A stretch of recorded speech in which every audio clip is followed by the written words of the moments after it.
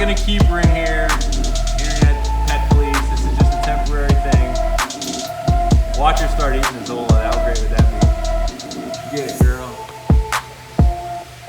I want to see her climb across the other side and like just get out. Look at that. Watch her get out. Hey though, but check it. Yeah, get her safely down off the edge though.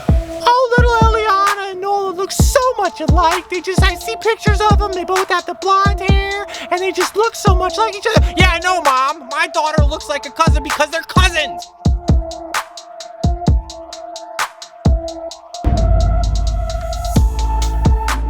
What's up, fish tank people? What's up, cuz? Dustin's Fish Tanks bringing it to you on a Sunday, baby. How's everybody doing? I hope you're doing well. In today's video, we're gonna give you an update on what's going on in Greenhouse 2.0 and Greenhouse 3.0. We're also gonna talk about a whole bunch of aquarium plants that are cousins. Identical cousins passing by. That's right, folks. In today's video, we are going to talk about cousins in aquarium plants. We're gonna talk about a genus and how it can spawn off in a bunch of different directions with a bunch of different species, but how they all kind of look the same and what to look for in your aquarium. But first, I wanna give you a little update on what's going on in Greenhouse 2.0 and Greenhouse 3.0. Check this out. So every master was once a disaster. This is the disastrous looking, I've been dribbled on, messed up plans from the original designs for Greenhouse 2.0. There's the building I'm standing in.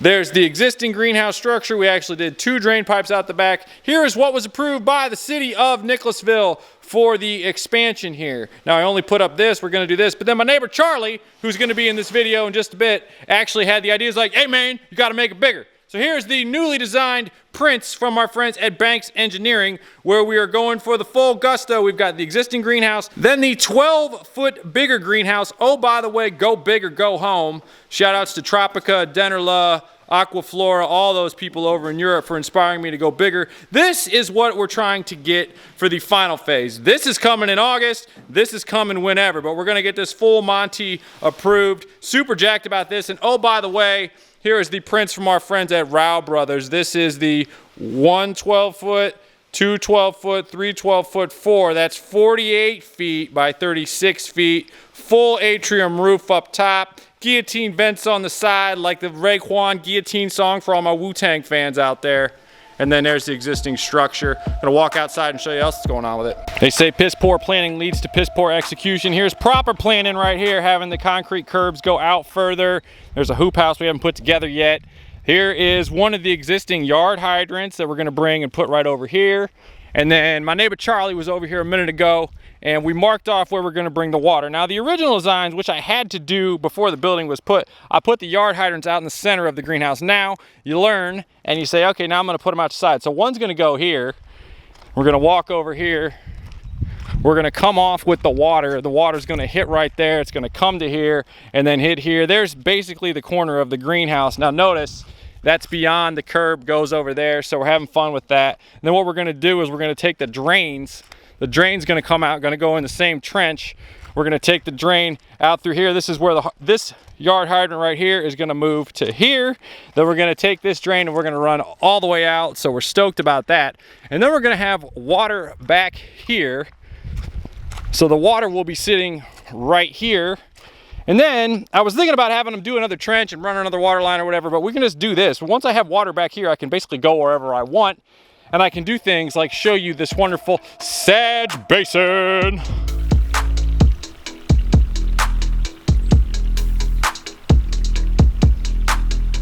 They say good things come to those who wait. No. They say good things come to people who do the work and then wait. We planted 500 sag here 2 weeks ago on a Friday. This is 1 day short of 2 weeks worth of growth. I am absolutely enamored with this. If you're not getting the benefits of good substrate in your aquarium by looking at how fast this sag has taken off in here with the dirt substrate, I don't know what else I can do to teach it to you, but this is well over 500 sag now, growing incredibly in full sun. It goes light, it goes nutrients, We do have a little bit of CO2 we kick on, but this is rocking and rolling. It's also not full of a lot of algae because we've hit that critical mass. There's not a lot of algae and there's a little bit of dust of the dirt, but there's not hardly any algae problems because this is at a critical mass where we have a higher plant load that's heavily feeding. We do come out here and we do the work, we do the water changes, and we're absolutely loving the Sag Factory. Please understand the importance of good substrate and how much it can benefit your aquarium. This is all cosmetic. We can easily clean this up. I want to point out something else though. Sag Basin 2, if you will, is a complete hot mess, right? I've only got 250 sag in it. We've had to do multiple water changes. I got to bring it down or whatever. I've got more work to do, not a high enough plant load. Pops in the cap or whatever, so I've got more work to do. We did the work on this one, we patched it periodically, it's paying off, but this has more work to do. Notice the floating plants on top too to remove the excess nutrients. This is going to get a full water change here in a minute, but this one, more work to do. This one, the proof is in the pudding. Besides cooling off, this actually does serve a purpose. I'm trying to find the pockets that are going to come up and cause problems later while this is full. This hasn't been planted yet. We used a larger grade gravel on this, but the Val Torta I did not walk through, and I've been battling it for 2 weeks now. So this one, I used a little bit layer of a sand and then a larger grade gravel. And so far so good with no major pockets of volcanoes coming up. So this has worked out well. So you let your dirt sit out, get it wet and dry it, get it wet and dry it. But this has been fairly good.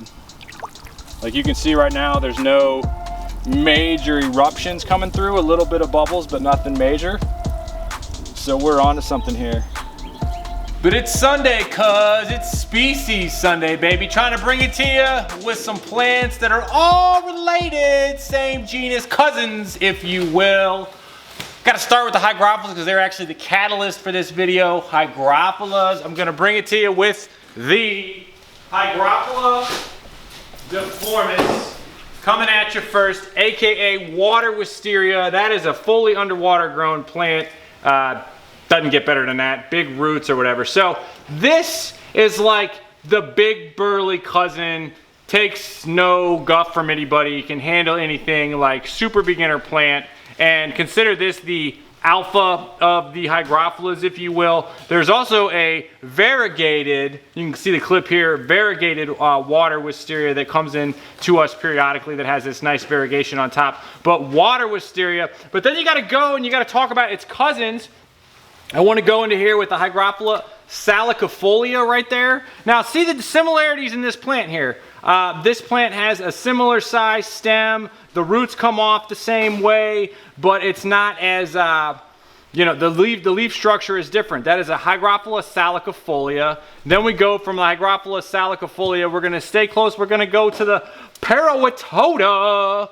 Love the Hygrophila Parawatoda. This gets red tips in full sun and just really pops off good root structure there. So you could see the similarities we're having here. We're also gonna move on from that. We're gonna go into Hygrophila stricta.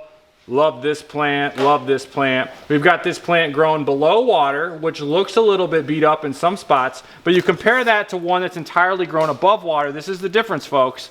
This is entirely grown above water. You can see it's just straight up clipped, like no roots, no nothing. This is a hang on to for a while. Above water grown looks better right now to you, but actually this plant right here grown below water is a better way to go. It's already got a couple of roots coming off the bottom, very little nodes there. So this is actually a better plant for your aquarium. This one's gonna go through a conversion process. Looks sweet now, but no roots, no nothing, grown above water. We're gonna take that out because you can't handle that.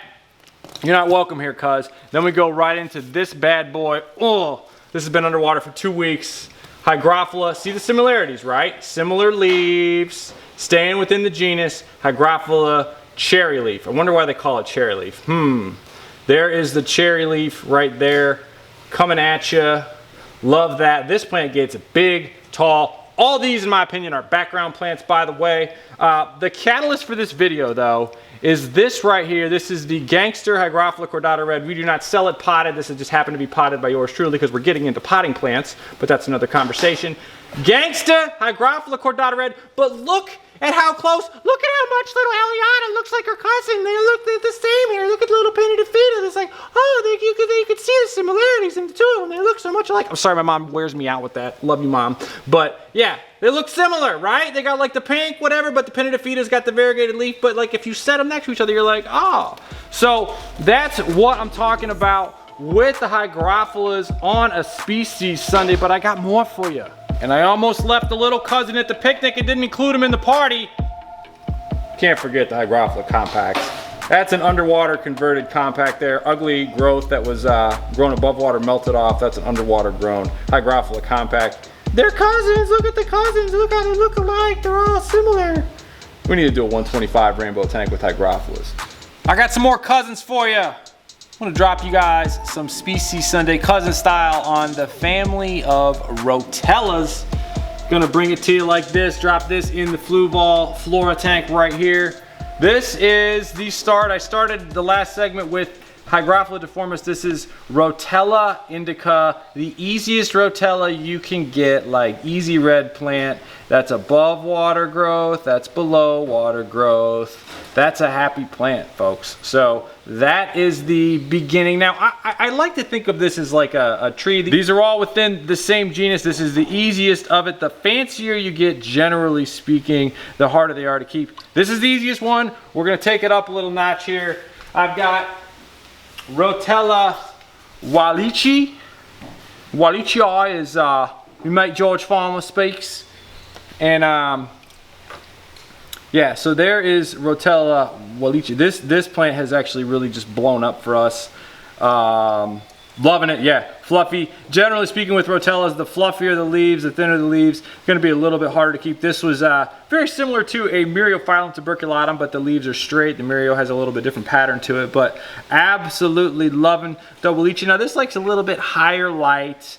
If you're keeping intermediate level plants, this would be one to keep, but notice the similar structure as this Rotella, as far as like the stem size and the roots and all that good stuff. Now here's where it gets fun. It's like a bad 23andMe test. Who's the parents of these? Where did these come from? How are these in the family? I want to talk about Rotella macrandra. I'm going to start with a small.